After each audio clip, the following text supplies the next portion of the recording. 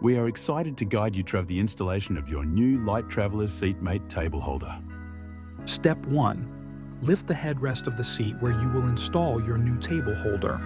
In the second step, position the upper piece, ensuring that the holes where the metal rods of the headrest are inserted fit perfectly, and reinstall the headrest. Now in step 3, screw the lower piece to the seat in the spaces you found for the OEM screws, making sure they are secure at both ends of the piece.